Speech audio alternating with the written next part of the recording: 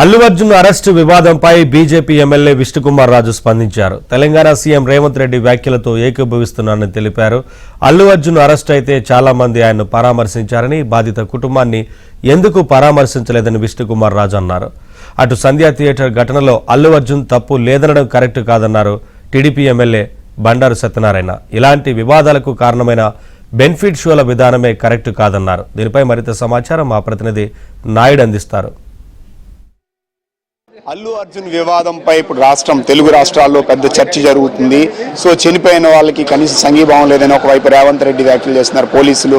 So ఇటువైపు అల్లు అర్జున్ ఈ వివాదం పైన ఇప్పుడు మనతో మాట్లాడేందుకు విష్ణుకుమార్ రాజు గారు, సార్ చెప్పండి. అంటే సార్, ఇక్కడ తెలంగాణలో నడుస్తుందా లేకపోతే మన రాష్ట్రంలో నడుస్తుందా అనేది సెపరేట్ ఇష్యూ అండి. ఫ్యూచర్లో ఏ విధంగా అమాయకులు ప్రాణాలు పోకుండా ఉండాలి అనేది మనం ముందుగా చూడవలసిన అవసరం ఉంది. ఇప్పుడు తెలంగాణలో ఎవరైతే రేవతి అనే లేడీ, ఆవిడ ప్రాణం పోయింది. ఆవిడ చేసిన తప్పేంటి? వాళ్ళు పిల్లోడు పాపం ఇప్పటికి కూడా హాస్పిటల్లో ఉన్నాడు. వాళ్ళేం తప్పు చేశారు? ఊరికే వెళ్ళి సినిమా చూడటానికని డబ్బులు పెట్టుకుని, ఎక్స్ట్రా డబ్బులు పెట్టుకుని కొనుక్కుని వెళ్ళి ప్రాణాలు పోయే పరిస్థితి ఎందుకు వచ్చింది? అది మనము చూడవలసిన అవసరం ఉంది. ఫస్ట్ పాయింట్ అక్కడ. సో తెలంగాణ ప్రభుత్వము వాళ్ళు పోలీసు వారు చెప్పిన దాని ప్రకారము హీరో గారికి మీరు వెళ్ళిపోండి సార్, చాలా కంట్రోల్ చేయలేకపోతున్నాము అని ఏదో చెప్పినట్టుగా నేను టోటల్గా రేవంత్ రెడ్డి గారు, గౌరవ ముఖ్యమంత్రి గారు తెలంగాణ రాష్ట్రానికి వారి మాటలు అన్నీ కూడా నేను వినటం జరిగింది. నేను చూశాను టీవీలో కూడా. సమాచారానికి సంబంధించిన వచ్చిందే చెప్పి ఉంటే డెఫినెట్గా what ever the government has done it is perfect.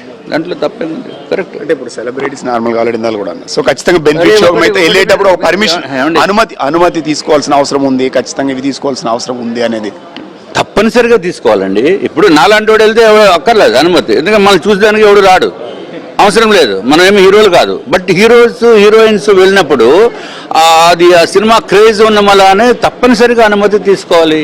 Without permission నాలాగా సామాన్యుడికి మళ్ళీ వెళ్ళిపోతే ఎట్లాగది కరెక్ట్ కాదు అది. సో డెఫినెట్గా పోలీసు వారు అనుమతి తీసుకోవాలి. అందులో ఫస్ట్ డే మరి బెనిఫిట్ షోకి జరిగింది. అది అంతర్రాష్ట్రంగా ఉన్న అల్లు అర్జున్కి ఏ సంబంధం ఉంటుంది? ఆయన A11 A12 అనేది లేదు సార్. 20 మంది పేర్లు ఉంటే ఎవడి పేరైనా 20 మందిలో 21 ముందు అరెస్ట్ చేసేయచ్చు. దాంట్లో ఇదేం లేదు. తర్వాత ఛార్జ్ షీట్ వేసేటప్పుడు మార్చుకోవచ్చు. వీళ్ళు A1 అయిపోతారు. అంటే A1కి ఎక్కువ శిక్ష, A12కి తక్కువ శిక్ష అనేది ఏముండదు.